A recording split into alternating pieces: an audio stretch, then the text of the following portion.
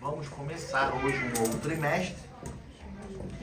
E o trimestre que nós vamos começar hoje é o Verbo se fez carne. Jesus sob o olhar do apóstolo do amor. Quem é o apóstolo do amor? João. Era tu, né? Então nós vamos ter aqui 3 meses, 12 lições, ou 13 lições, agora vê aí para mim, confirma aí. 13 lições, baseado no Evangelho de João, tá? E a gente vai ver como que João apresenta Jesus Cristo. Lógico que para muitos de nós já não é assim uma novidade a forma como João apresenta Jesus Cristo, mas nós vamos tirar aqui bastante ensinamento, bastante conhecimento, tá? Porque é necessário que ele já tem. É necessário que a gente sempre reveja, e toda vez que a gente revê um assunto, um tema, a gente aprende ainda mais coisas com esse tema. Então, por mais conhecido que seja, a gente sempre tira novos ensinamentos. Antes da gente começar de fato a falar sobre a lição de número 1, que é a lição O Verbo que se tornou em carne, eu quero ler com os irmãos, então, o Evangelho de João, capítulo 1, do versículo 1 ao versículo 14.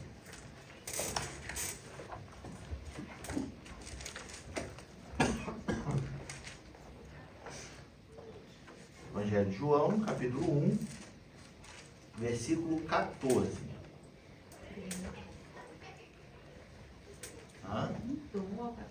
Sim, perdão.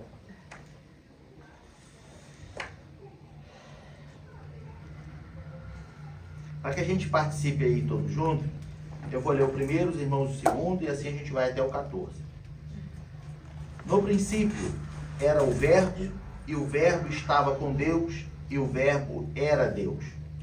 Ele estava no princípio com Deus. Todas as coisas foram feitas por ele, e sem ele nada do que foi feito se fez.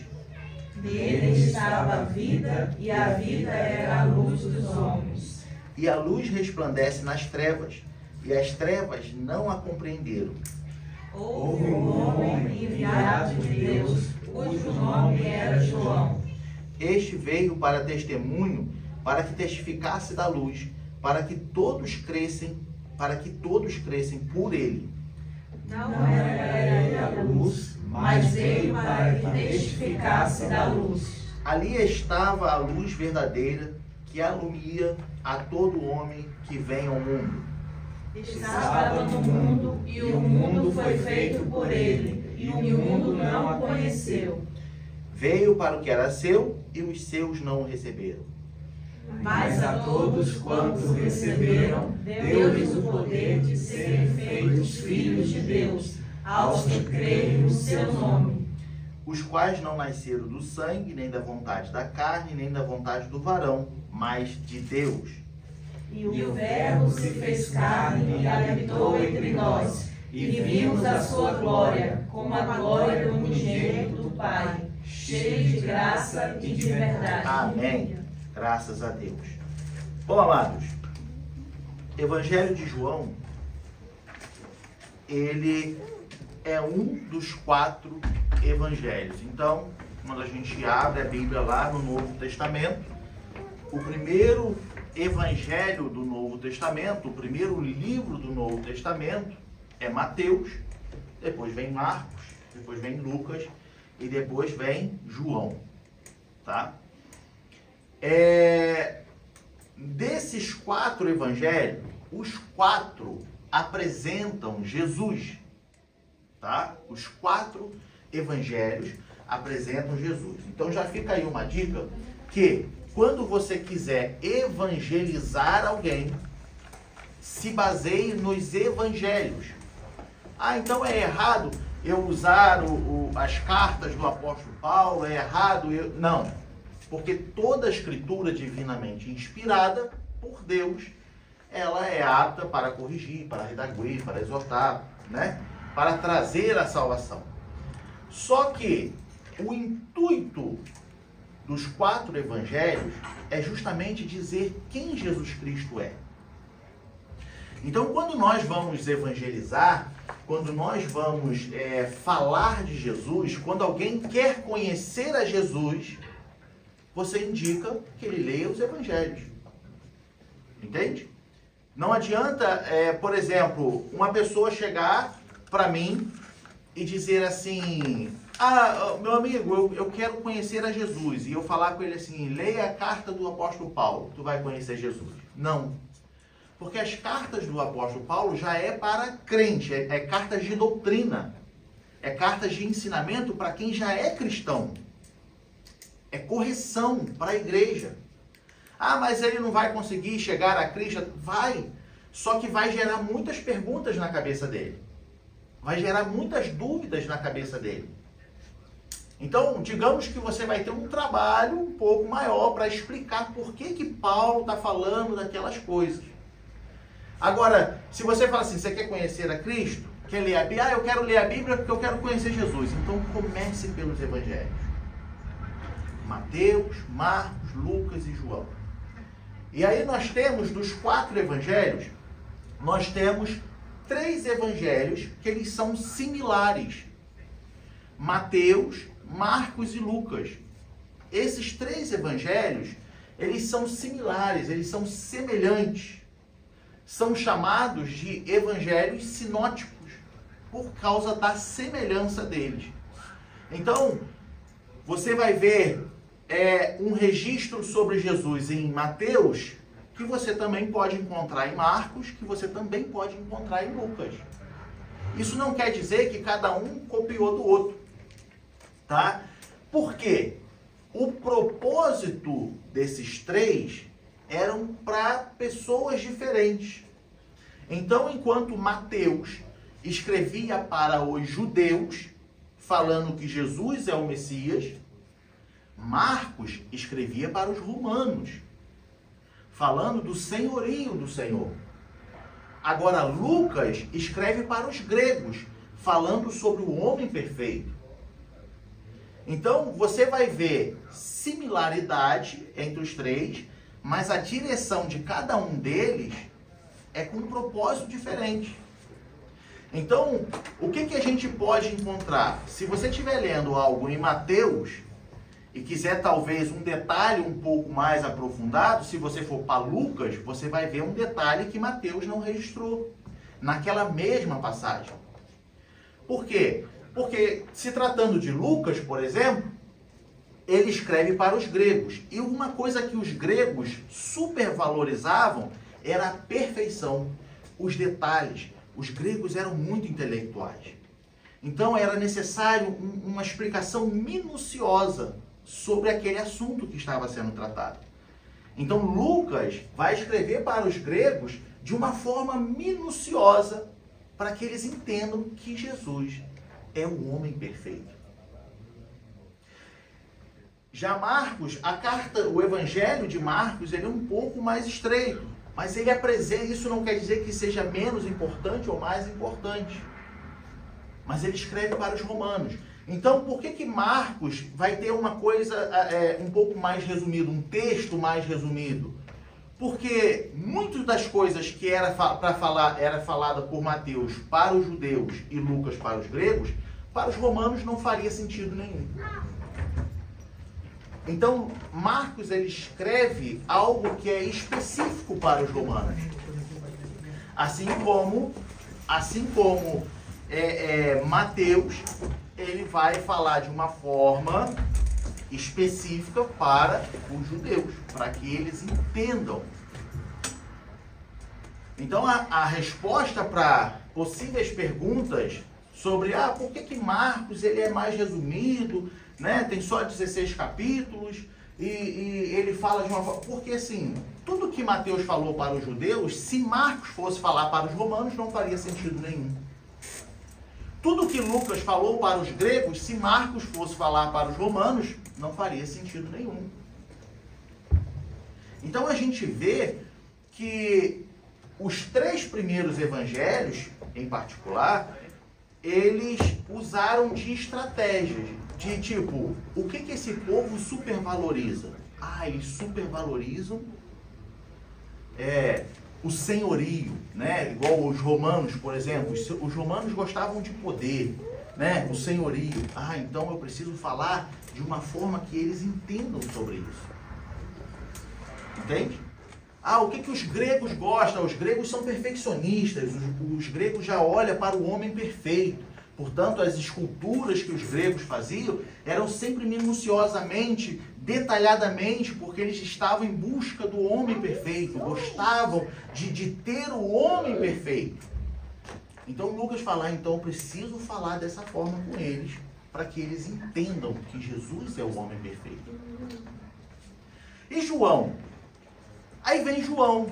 João é o 4º evangelho do Novo Testamento, sendo, né, o complemento dos 4 evangelhos, tá? Agora, o apóstolo João, que é conhecido também como, quem sabe completar? O apóstolo do amor, né? É aquele que reclinou a cabeça sobre os ombros de Jesus, é aquele que era carinhoso, é aquele que era mais afetivo, né? Então, João era o apóstolo do amor. Ele registra o 4º evangelho. A prova de que João seja o autor, uma das provas, está lá no capítulo 21, por exemplo, de João, versículos 20 e 24, se não me falha a memória. Capítulo 21, versículo 20 e 24.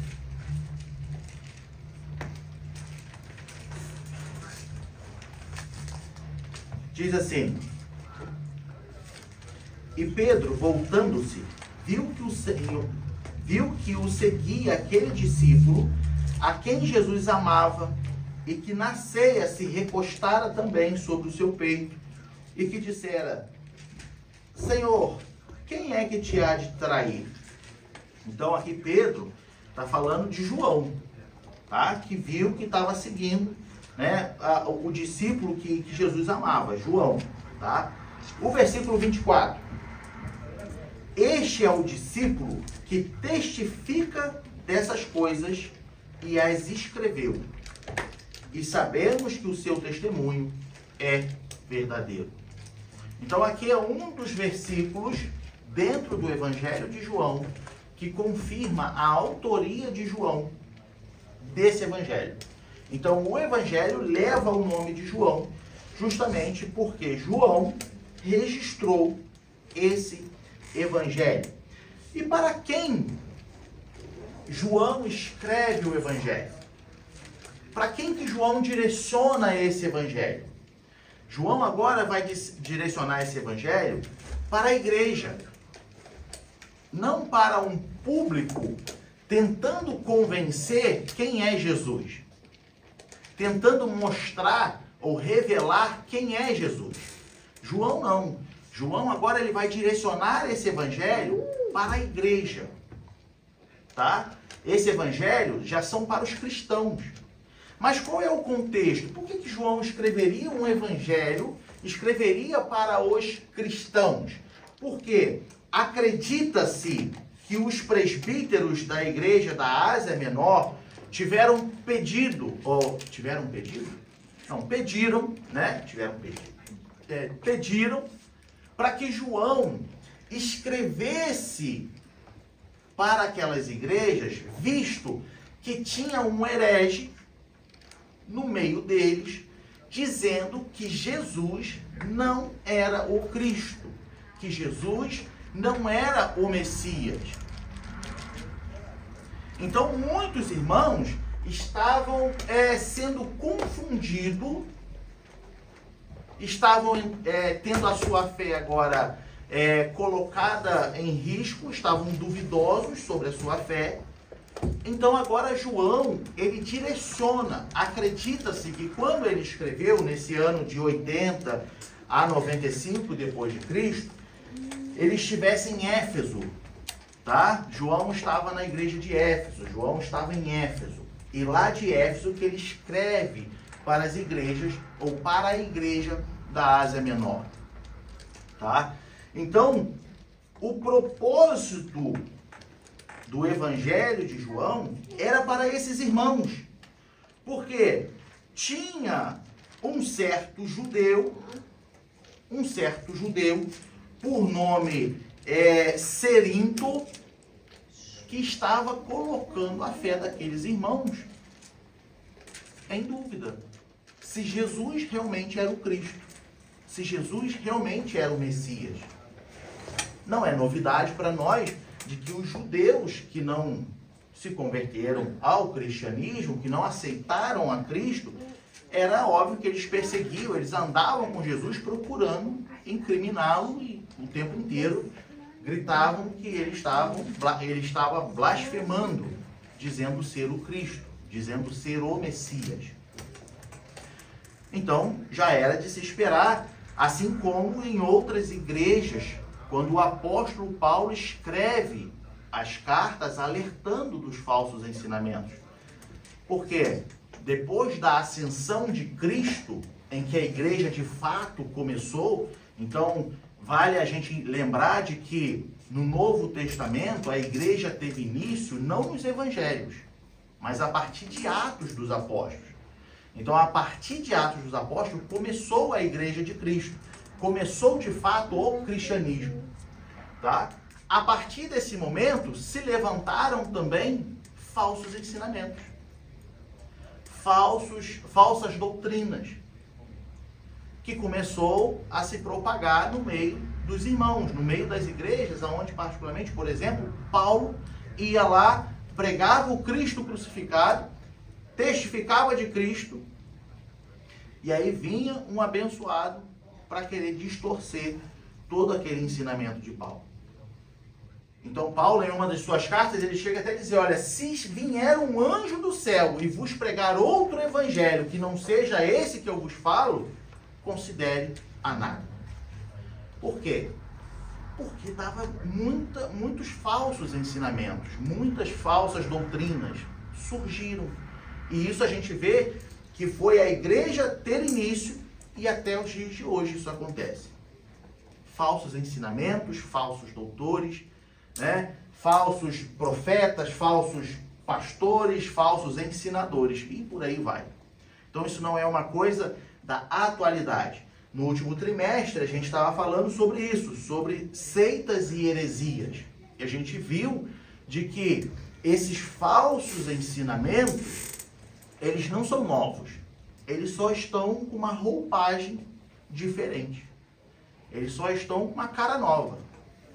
Podem muitas das vezes ficar um tempo adormecido, mas aí levanta alguém e desperta e continua aquele trabalho que começou há 2025 anos atrás.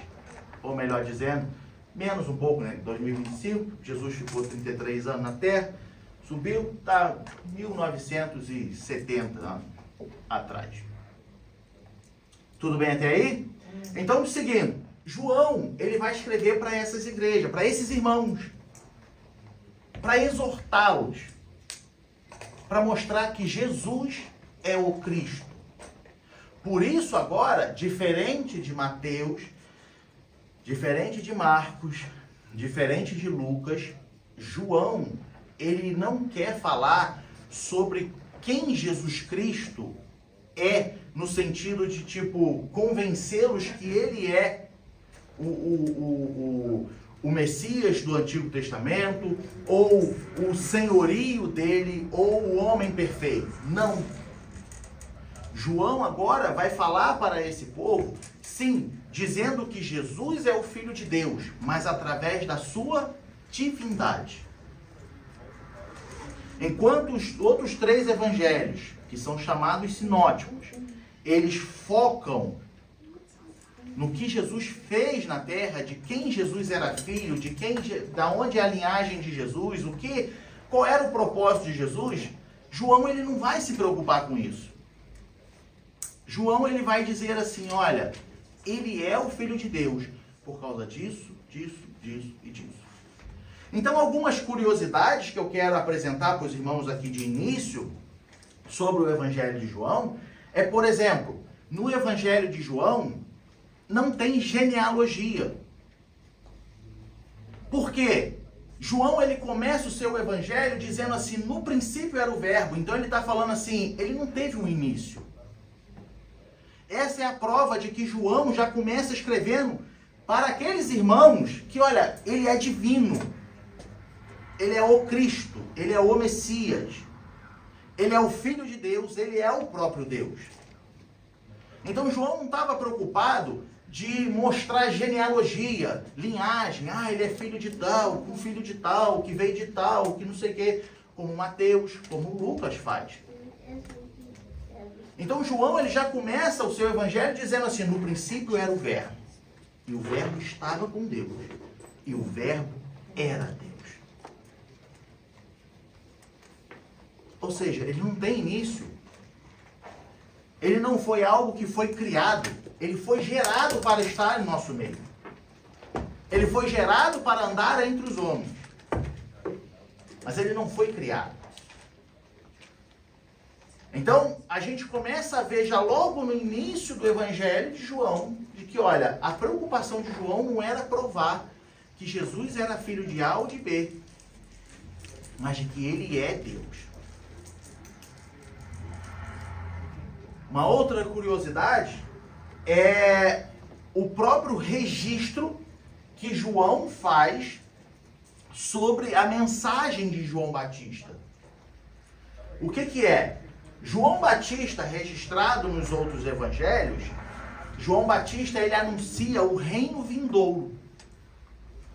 Aqui, João registra a mensagem de João Batista como assim, é a luz que vai vir entre vós. Quando a gente lê aqui nos versículos, versículo 7, por exemplo, ele diz assim, este veio, ou seja, João Batista, tá? Este veio para testemunho, para que testificasse da luz, para que todos crescem por ele. Então aqui João já está falando da luz que andava no meio das trevas. As trevas simbolizando a humanidade perdida. Os homens perdidos. Não Jesus andando no meio de uma caverna escura. Mas sim a mente cauterizada pelo pecado, cego, já condenados pelo pecado, representa as trevas na qual João Batista fala e João registra essas palavras. Então agora João Batista está falando assim, ele não está falando de um reino vindouro, mas já está falando da luz que vinha, que estava sobre eles, que andaria no meio deles para que eles crescem. Então a gente já vê também uma diferença de registro até na mensagem de João Batista. Por quê? Porque aqui a preocupação de João era falar assim, ó, ele é a luz. Ele é a luz. No Evangelho de João, nós também não vemos parábolas. Nós não vemos Jesus ensinando parábolas, como a gente vê em Mateus, como a gente vê em Lucas. O Evangelho de João não tem parábolas de Jesus. Por quê? Vamos frisar. Porque o propósito de João não era falar o que Jesus ensinava, mas quem Jesus realmente era. O propósito de João não era trazer os ensinamentos para mostrar o quão Jesus era sábio, o quão Jesus era senhorio. Não, era mostrar que ele é o Cristo, a divindade de Jesus Cristo. Então João não registra parábolas. João, ele registra 7 milagres que comprovam a divindade de Jesus Cristo. João, ele pega ali dos milagres que Jesus fez, João vai registrar 7, pelo menos, que comprova que Jesus é o Cristo. Quem consegue me dizer aí quais desses milagres seriam?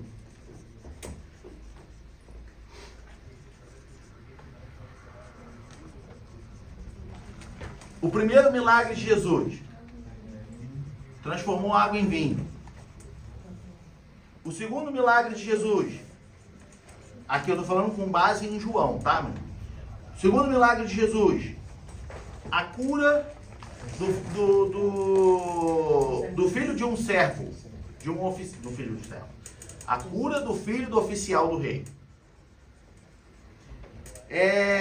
A cura do coxo no tanque de Betesda. A alimentação ou a multiplicação de 5 pães e 2 peixinhos. A caminhada de Jesus sobre as águas. A restauração da vista do homem cego. E a ressurreição de Lázaro. Esses milagres que Jesus faz, João registra com o intuito de mostrar que, olha só, somente ele, sendo Deus, poderia fazer tal coisa. Somente ele, sendo Cristo, poderia fazer tal coisa.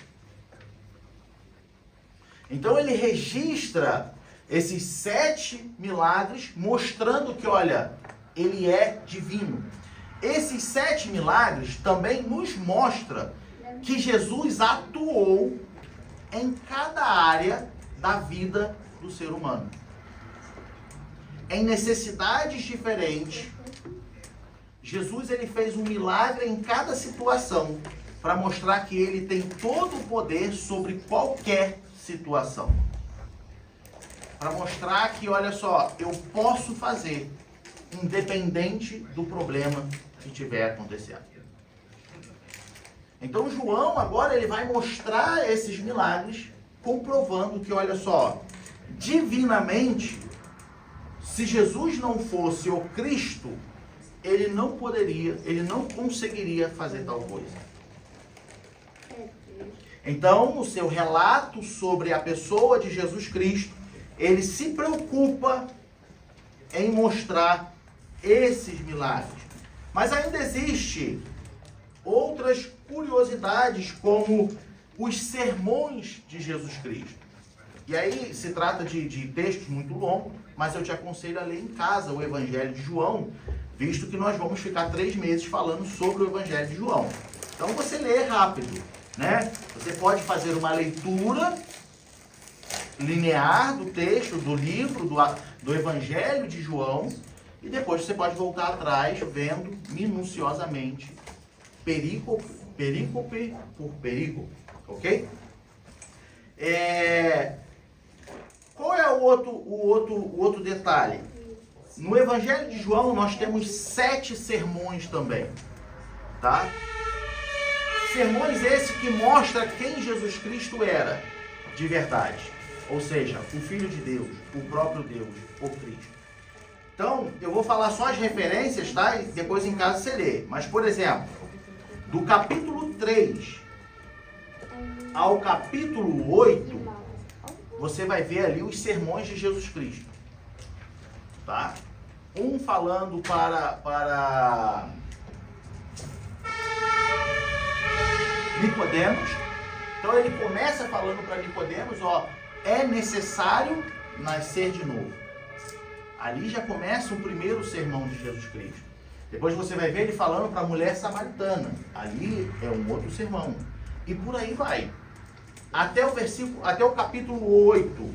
E depois o capítulo 10. Você vai ver o último sermão de Jesus. Tá? Não o último do seu ministério, mas do que João registra. Então nós estamos sempre falando com base em João. Tá, mano?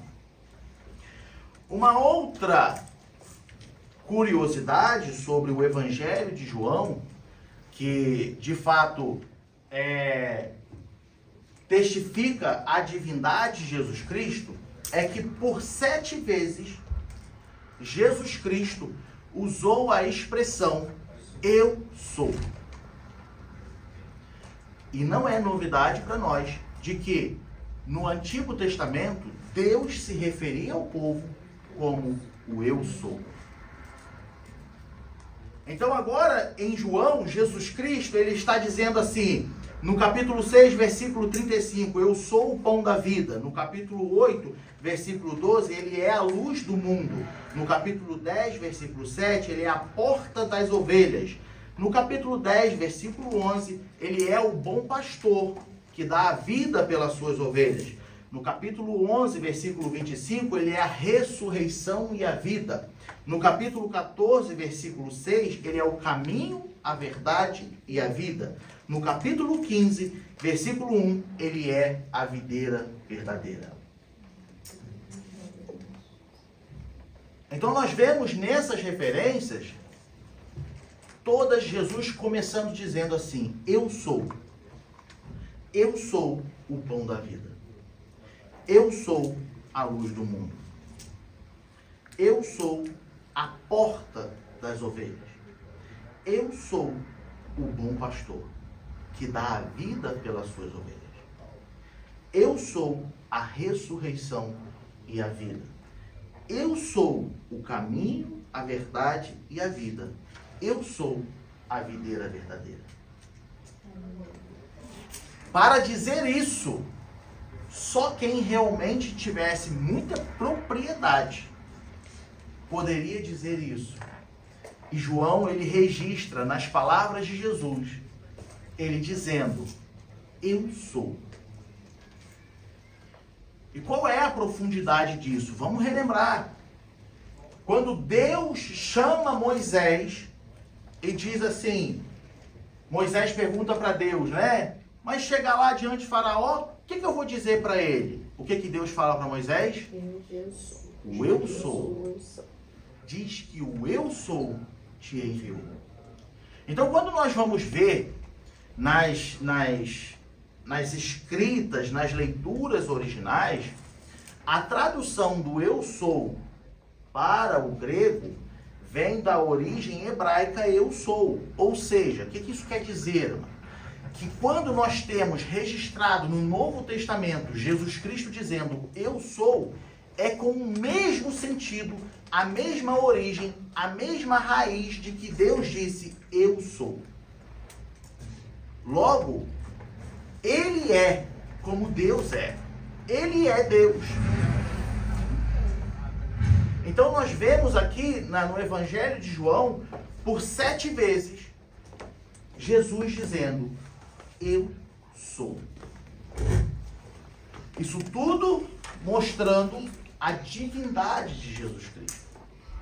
Isso tudo mostrando que, olha só, eu estou escrevendo para vocês. Não é para que vocês creiam que veio um Messias no mundo, mas para que esse Messias que veio no mundo, ele é verdadeiramente o Filho de Deus. Ele é o próprio Deus. Tudo bem até aí, amados? Alguma pergunta, algum comentário? Não? Seguindo adiante. Então, entrando agora no texto, a gente viu aqui, né, toda uma visão panorâmica do que é o Evangelho de João. Tá?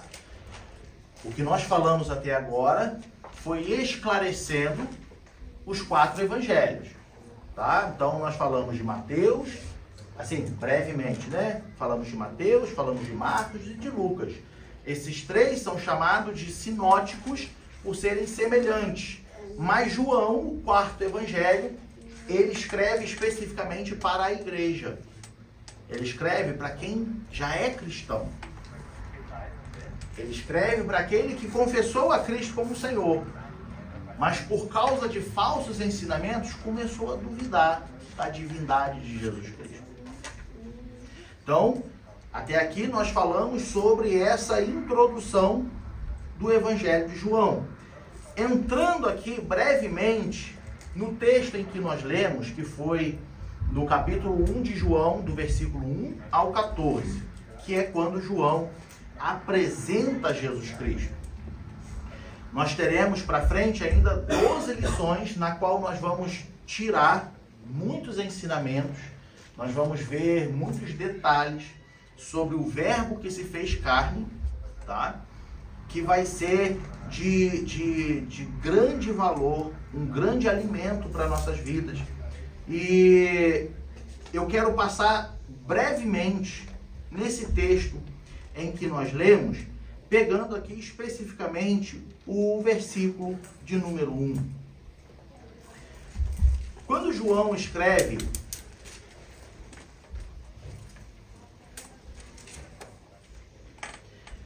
no princípio, tá? Como nós falamos, João ele não se preocupou em escrever genealogia, porque João está falando que Jesus é o marco zero. Jesus ele já era antes de tudo ser. Então João ele não se preocupa como Mateus e como Lucas de falar de onde Jesus veio, porque no princípio Jesus já era o que ele é. Antes que tudo fosse criado, ele já estava com Deus, ele era Deus. Então esse no princípio que João registra é o mesmo no princípio de Gênesis capítulo 1, versículo 1. Quando diz, no princípio criou Deus o céu e a terra. É exatamente esse princípio que João está se referindo. É exatamente nesse momento, o marco zero de toda a criação, que João começa falando para a igreja. Então João está nos chamando a atenção aqui, dizendo assim, olha, sabe quando nada existia? Sabe quando tudo era sem forma e vazio? Nesse princípio, ele estava com Deus. E ele era Deus. Isso mostra a eternidade de Jesus Cristo. Isso mostra que Jesus não foi criado junto com a criação, mas ele foi gerado não pela criação, mas foi gerado para andar no meio da criação. Ele foi encarnado. É diferente. E aí, o que é esse encarnado? Quando nós lemos, seguindo o versículo de número 1, depois da vírgula, João ele registra, era o verbo. Esse verbo quer dizer palavra. Tá? Esse verbo quer dizer palavra. Esse verbo, no texto original, ele é logos. E o que quer dizer logos? Logos é literalmente a palavra. Tá? Ele é a palavra. Só que vamos tentar aprofundar nosso pensamento para entender a profundidade que João queria deixar registrado para a igreja. Por quê? Quando nós olhamos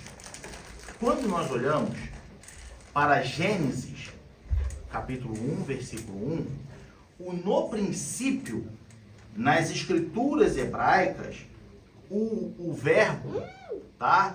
O verbo que vem logo, criou Deus, tá?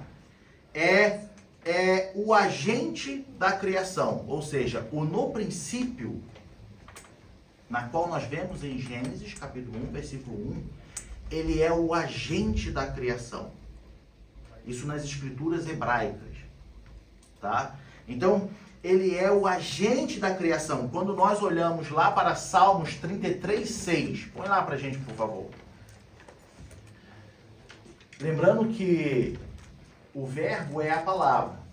Então, no Salmos 33, de número 33, versículo 6, o salmista vai dizer assim, pela palavra do Senhor foram feitos os céus e todo o exército deles pelo Espírito de sua boca.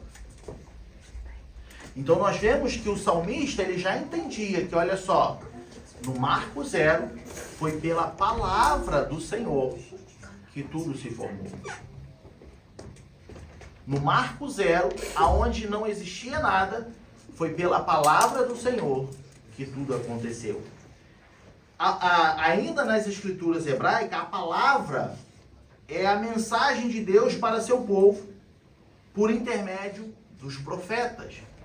Então, Deus usava os profetas para falar ao povo. Então, nós temos lá os profetas menores, os profetas maiores, por exemplo. Todos eles falaram a palavra do Senhor. Na grande maioria das vezes, nós temos os registros das profecias começando: assim diz o Senhor. Então, essas palavras que os profetas falavam para exortação do povo também vem de Deus. É essa palavra. E isso nas escrituras hebraicas, é como eles entendiam o que era a palavra. Tá? Esse marco zero da qual nós estamos falando.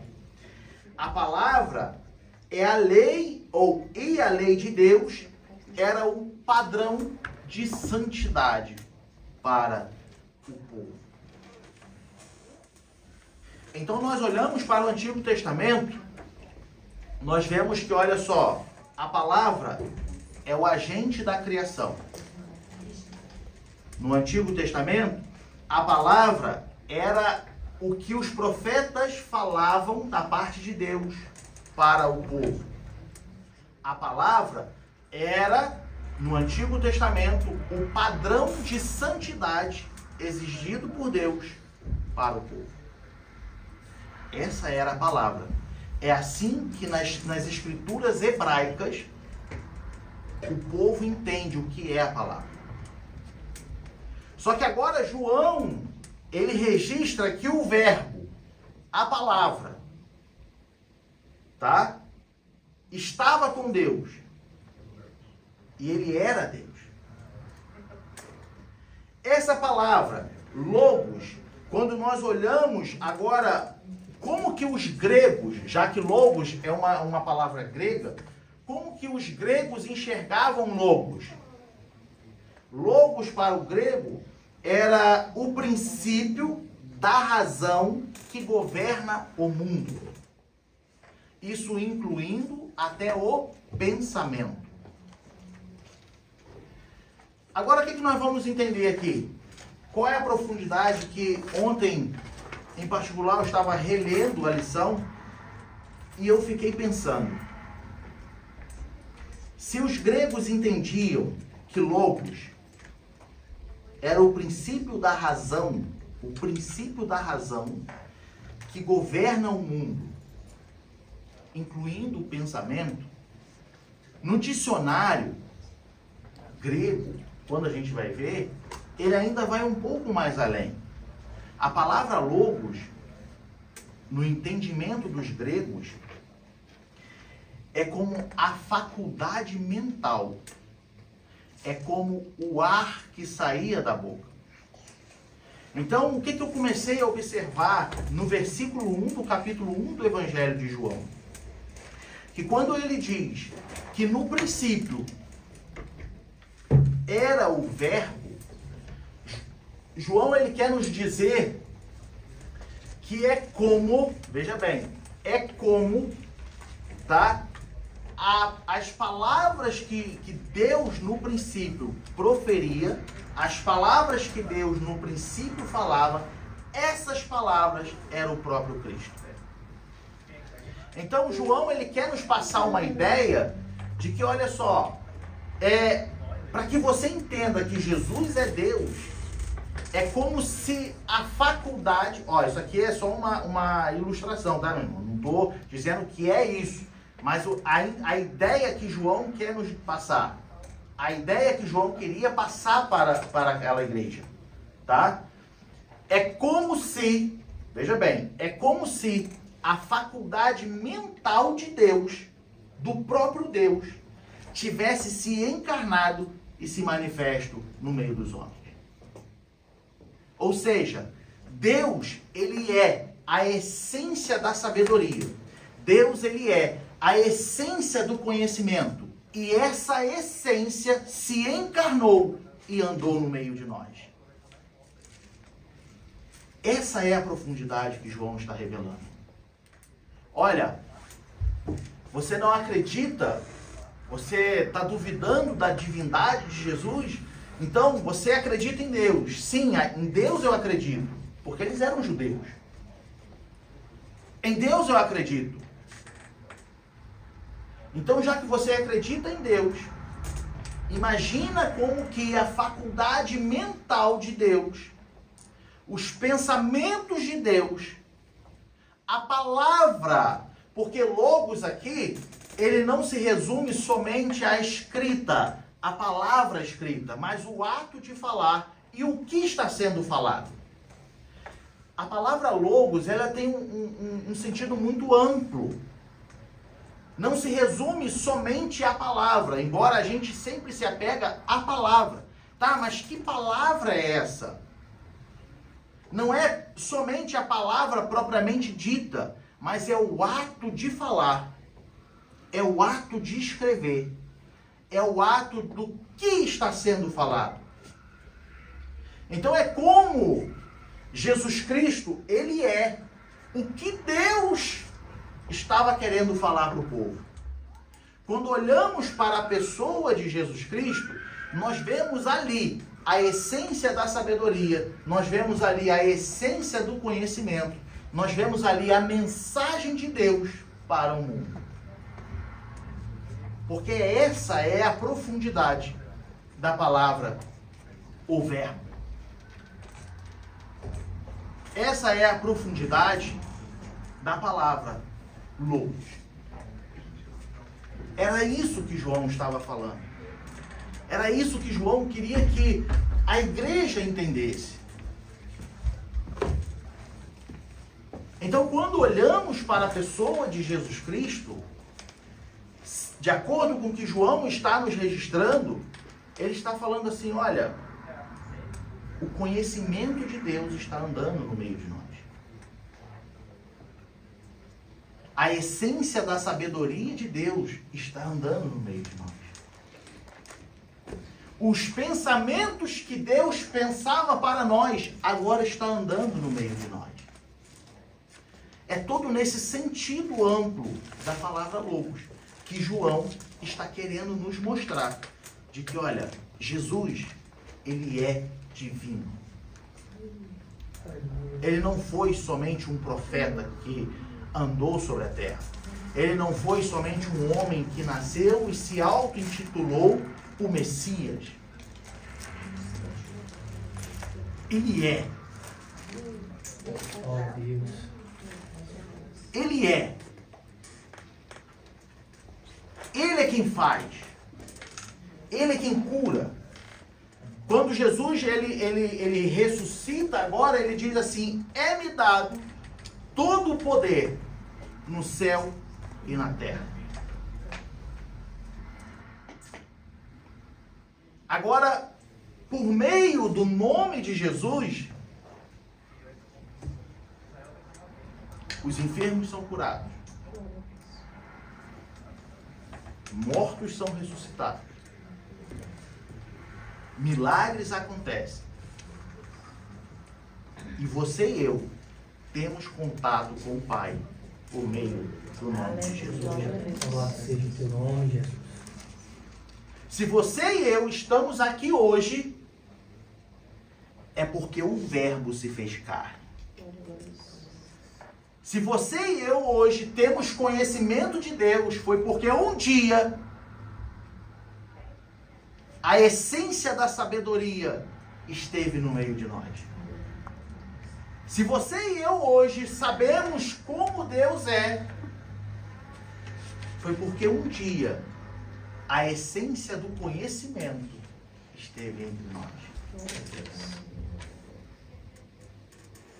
Então, nós temos esse privilégio hoje porque o Verbo se fez carne.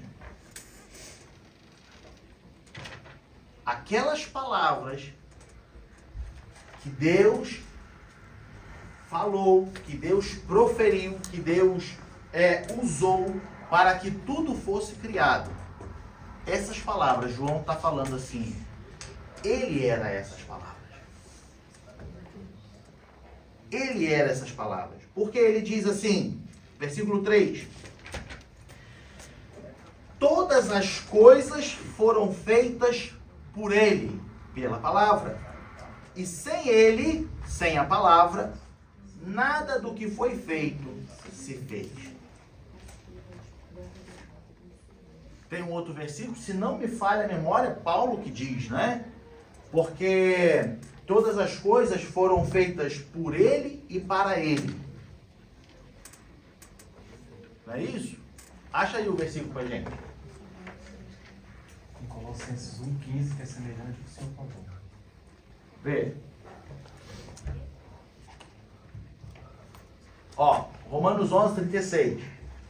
Porque dele e por ele e para ele são todas as coisas. Bota Colossenses, o que o nosso irmão falou. 1,15, né?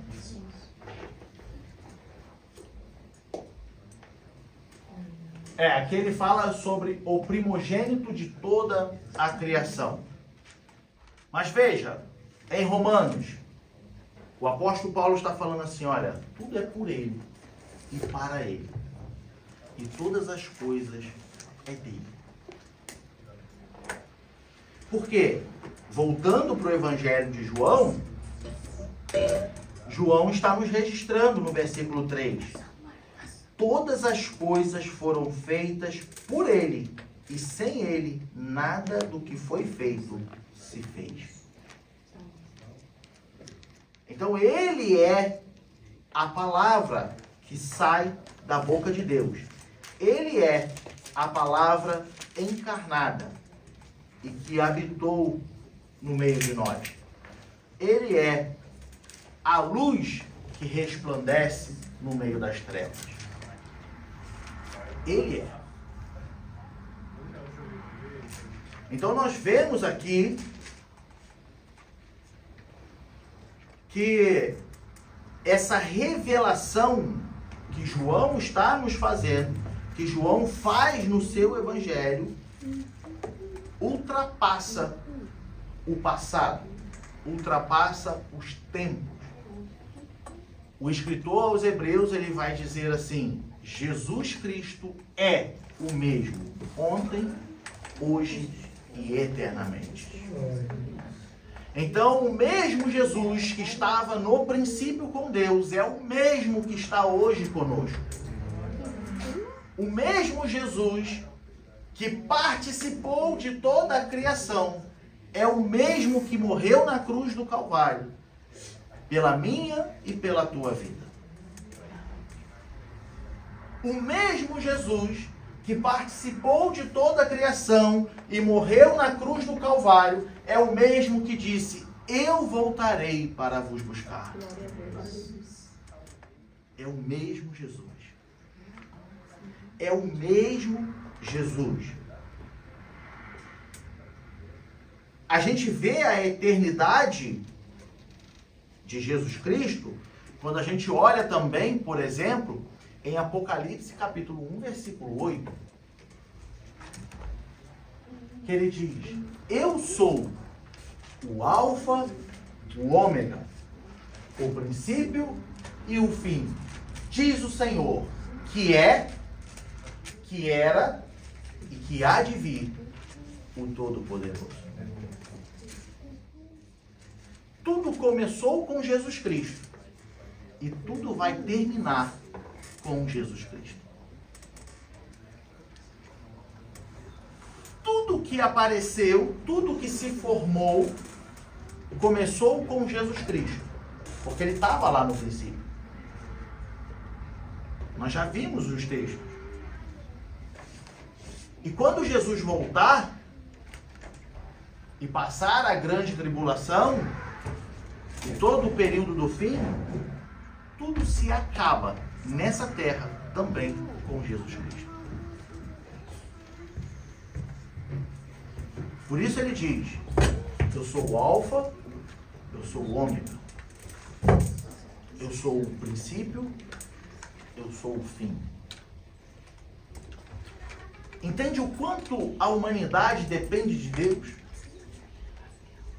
Entende o quanto o homem anda hoje longe do Senhor por causa do pecado?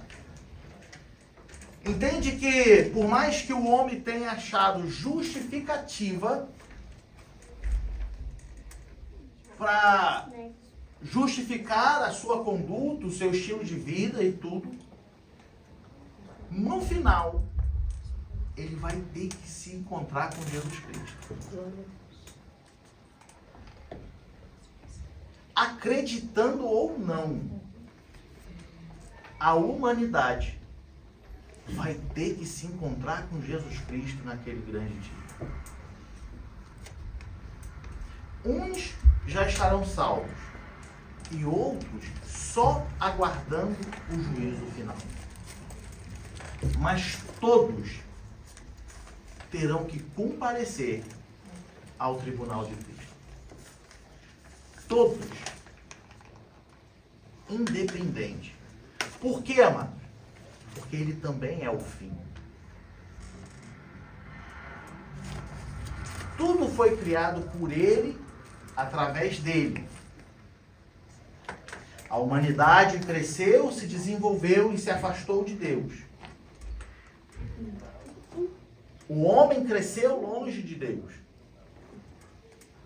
Uns se voltaram a Deus. Uns reconheceram. Outros não. Outros não querem. Outros negam a existência. E é como se Deus estivesse lá do céu, olhando para baixo e lamentando. Por quê? Porque no final de tudo, todos vão ter que se apresentar diante dele. Sabe, quando um pai tem um filho que ele é rebelde, e esse filho está em casa e fala, não gosto dessa casa, não gosto de nada, vou para a rua. E o pai, por mais que esteja estressado, fica angustiado, mas o pai fala, ele não tem onde ir. No final do dia ele vai ter que voltar para casa. Quantas vezes eu fugi dos meus pais, com medo de apanhar, passei o dia na rua, com medo de ir para casa, mas chegava uma hora do dia que eu estava com fome, todo sujo e com frio. E eu falava, e agora? E aí eu tinha que voltar para casa. E quando eu voltava para casa, eu voltava achando assim, eles já esqueceram. Eles não tinham esquecido. Pro meu azar, eles não tinham esquecido. Chegava em casa, muitas vezes, aí meu pai deixava eu ainda ir tomar banho, trocava de roupa, né? É aquele famoso ditado que diz, galinha de casa não se corre atrás, porque ela vai voltar para comer, né? E aí ele deixava eu chegar em casa, tomava banho. Aí quando eu estava tomando banho, eu estava assim, graças a Deus, você já esqueceu, tudo bem. Aí eu já começava até a cantar no chuveiro, né? Ficava feliz. Aí trocava de roupa, pá. Aí quando eu sentava no sofá, ele falava, meu filho, vem cá que eu preciso conversar contigo. Aí as pernas já tremiam, já acontecia, e na maioria das vezes era chibata no lombo. Por quê? No final de tudo, eu tenho que voltar para casa. Assim é a humanidade. O povo está aí, a humanidade está aí. Está fazendo o que quer fazer, está vivendo do jeito que quer viver.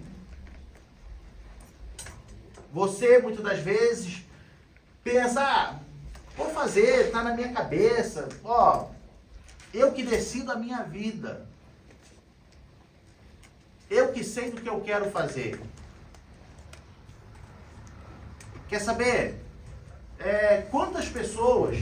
Eu estava conversando com um irmão ontem e falando que o que preocupa é que muitas pessoas se decepcionam com a igreja, se decepcionam com um certo pastor e naturalmente ele generaliza todas as igrejas e todos os pastores. Naturalmente isso acontece. Porque nenhuma igreja serve, porque nenhum pastor serve, porque ninguém é honesto, porque é todo mundo igual. E aí decide viver a sua vida. Vou viver a minha vida. porque é todo mundo igual. Só que naquele dia, nós vamos ter que voltar na presença de Deus para prestar conta de tudo que a gente decidiu fazer.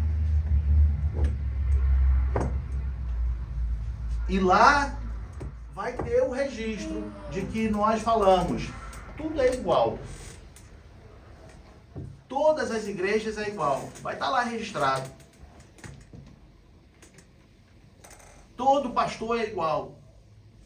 Não quero mais ir para a igreja. Não quero mais servir a Cristo. Já estou cansado dessa história de Deus. Mas no final, tu vai ter que estar diante dele. Nós todos teremos que estar diante dele.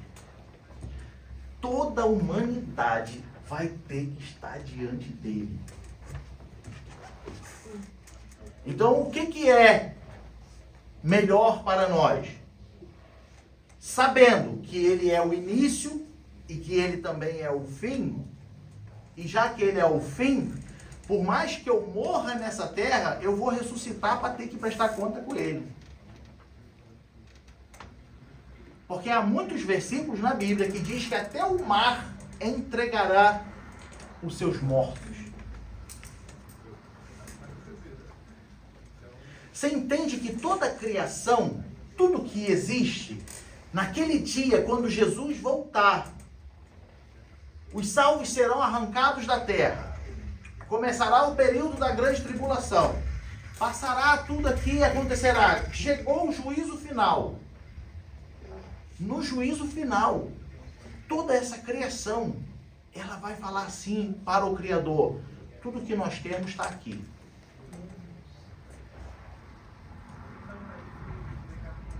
Aqueles que morreram lá no fundo do oceano, o oceano vai falar assim: está aqui.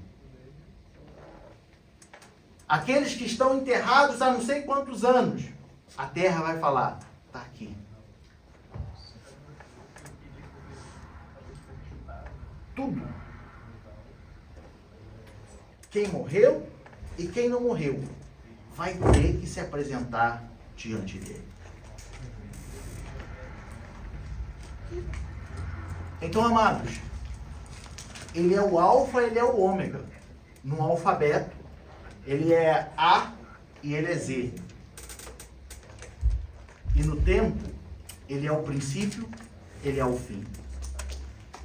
Enquanto você e eu estamos aqui vivendo e preocupados com a hora e o tempo e o que eu vou fazer amanhã, ele está acima de tudo isso. Enquanto para nós é sempre uma eternidade. Enquanto que para nós é sempre muito demorado. Principalmente quando você aguarda algo que você anseia muito por isso. Parece que o tempo não passa. Parece que nada acontece. Parece que os dias ficam mais longos. Você deita para dormir, torcendo para chegar logo outro dia, você não consegue dormir, você rola na cama a noite inteira. Por causa da ansiedade. O tempo não passa, mas ele está fora desse nosso tempo. Ele olha para nós como uma linha que começou aqui e termina aqui. Porque ele é antes de tudo. Ele é antes do princípio de toda a criação. Então entenda isso. É o nome que é sobre todos os nomes. É o rei que é sobre todos os reis. É o Senhor que é sobre todos os senhores. O seu tempo não é igual ao nosso tempo. E por ele tudo começou. E por ele tudo vai terminar. Então é mais fácil nós, como servos de Deus, tendo esse conhecimento, saber aproveitar quem Jesus Cristo é. Sabendo nós quem é Jesus Cristo, entendendo que, olha, ele é o início, ele é o fim, que ele não muda, não mudou e não mudará. Tudo que foi feito no passado, através dos apóstolos, é tudo que ele ainda faz hoje na nossa vida. É tudo que ele ainda pode nos proporcionar a viver. Em nenhum momento ele prometeu um mar de rosas. Em nenhum momento ele prometeu que você ia ser rico se o servisse. Pelo contrário, ele pede um jovem rico para que largue tudo e siga ele. Ele não te prometeu nenhuma prosperidade financeira. Ele não te prometeu nada disso. Porque a preocupação, se é que ele tem preocupação, é a salvação da tua alma. É a tua reconciliação com o Pai. Essa é a preocupação. Sabe por quê? Porque tudo aqui vai acabar, meu. A vida é um sopro. Como diz o ditado, para morrer basta estar vivo. Não tem idade, não tem tamanho, não tem raça, não tem etnia, não tem cultura. É como se Deus puxasse uma tomadinha do céu e você cai aqui embaixo. Então a preocupação, a mensagem dele para nós é, olha só, tudo aqui vai passar. E aonde tu vai estar na sua eternidade? Porque fora disso tudo que seus olhos podem ver, existe ainda outra coisa. Que os olhos hoje não podem ver. É céu ou inferno. É a vida após a morte. Ou o sofrimento eterno. Então Jesus em nenhum momento ele veio prometer vida mansa. Jesus em nenhum momento ele veio prometer mar de bênção. Não. Jesus não veio prometer isso. Jesus não falou nada disso. Mas ele quer que a gente conheça o Pai. Ele quer que a gente esteja com o Pai. O que ele faz por nós ao obedecermos a tua palavra, a sua palavra, é o quê? É estar conosco todos os dias. Isso ele falou. Eu estarei convosco todos os dias. Ele está no seu barco. Quando você passar a tempestade, ele está no seu barco. Aleluia. E é só você clamar que ele vai fazer a tempestade se acalmar. Mas eu costumo sempre dizer isso, eu sempre digo isso, que não é porque ele está no seu barco que você não vai passar por tempestades. Você vai passar por tempestades. Você vai passar por momentos difíceis. Mas a diferença é você passar na tempestade sozinho no seu barco ou Jesus está no seu barco em meio à tempestade. Isso faz a diferença. Porque quando você passar pela tempestade, ele estará contigo lá. Ele vai acalmar a tempestade.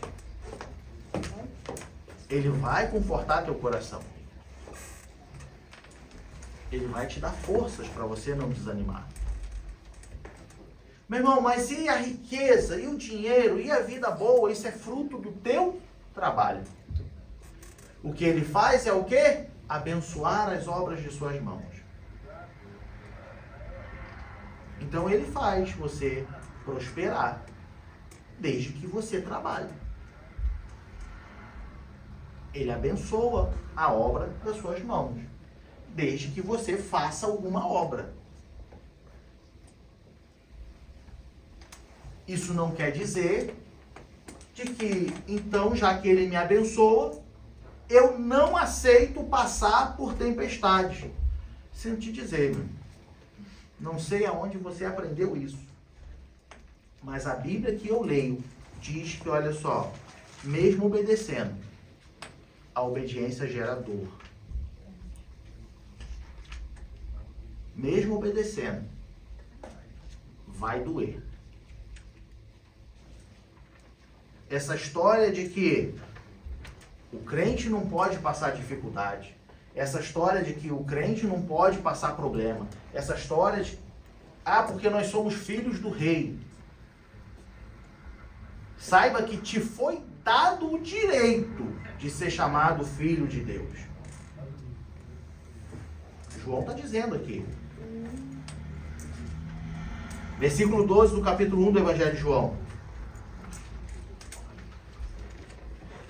Mas a todos quantos o receberam, deu-lhes o poder de serem feitos filhos de Deus, aos que creem no seu nome.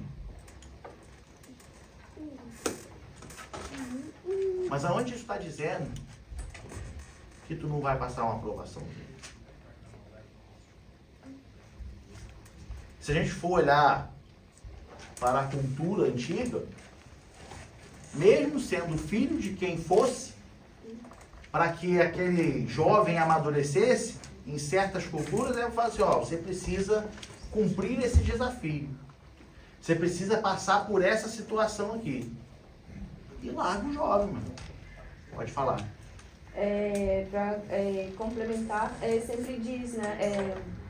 No mundo teria aflições, mas tem bom ânimo, né? Na maioria das vezes, Jesus teve que passar pelo que ele passou, porque a gente não vai passar, né? Então, ele veio como um homem para mostrar que a gente também é capaz de vencer. Porque muitas das vezes, até nós cristãos falamos, mas Jesus era Jesus. Não, ele veio em carne para mostrar que a gente também é capaz de vencer, né? É isso aí, exatamente. João registra essa humanidade de Jesus Cristo. Que é o quê? Jesus morrendo na cruz do Calvário. É o lado humano. Como nós já falamos aqui, se não me falha a memória, no último domingo, a parte da aflição de Jesus Cristo o fez transpirar grandes gotas de sangue. Jesus estava aflito. Entende? Não sei se os irmãos já viram, mas existe na internet um doutor, acho que é americano, não sei se ele é inglês ou se é americano, não lembro, que ele fala sobre o transpirar sangue que Jesus transpirou. E ele traz lá uma explicação científica e ele diz assim, resumindo tudo, ele diz assim, a aflição era tão grande, dentro de Jesus Cristo, dentro do seu corpo, que houve essa reação e o fez transpirar sangue. Mas fruto de uma aflição, de uma angústia, o fez transpirar sangue. Jesus está lá no Getsemane, Jesus chama seus discípulos para orar e nem para orar os discípulos acompanham ele. Nem para orar. Jesus volta e está lá os homens dormindo. Num momento de angústia.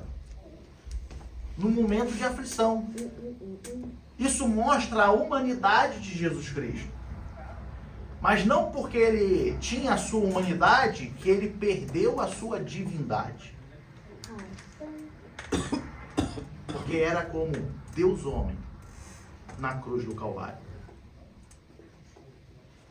Deus homem. Mesmo diante de tanta aflição, Jesus, na sua humanidade, na sua angústia, ele diz, seja feita a tua vontade.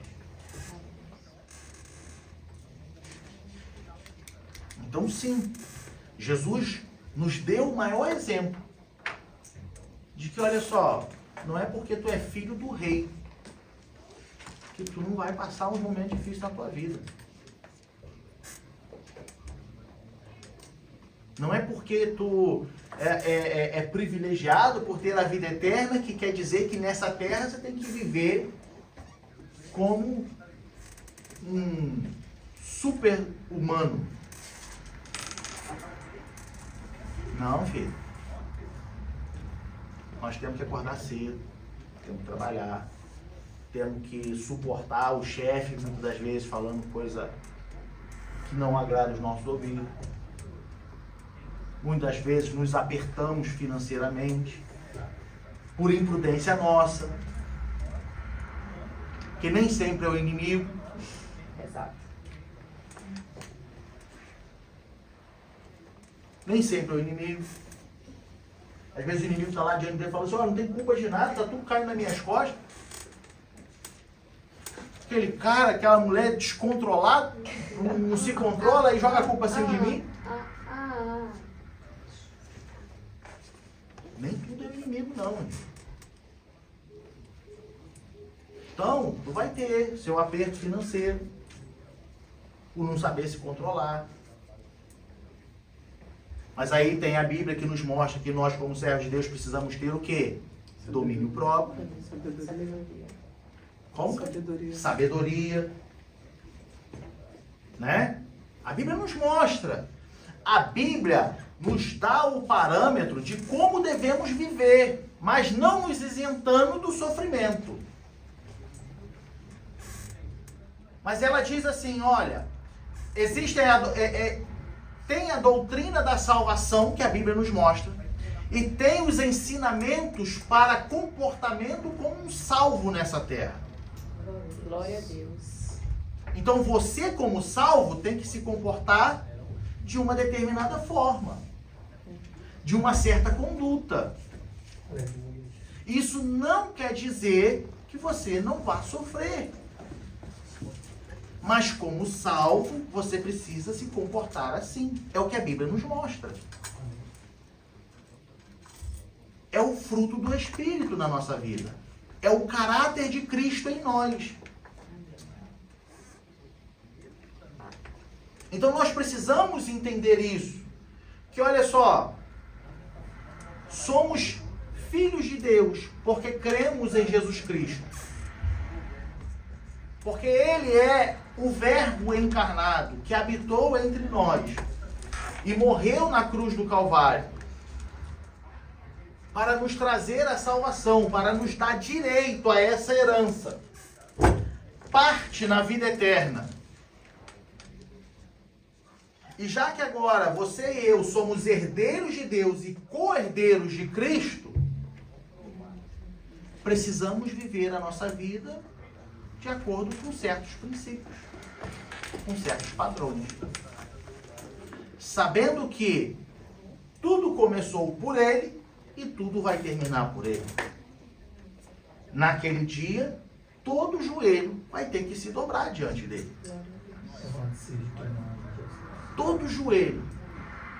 Naquele dia, todo olho o verá. Então veja isso. No arrebatamento, os salvos serão arrancados da terra. Período de grande tribulação. Juízo final. Quem ficou e vai ser julgado, vai ver também. Então por isso que a Bíblia diz, todo olho o verá. Todo joelho vai ter que se dobrar diante dele. Por quê, amados? Porque ele é o princípio e ele é o fim. Aleluia.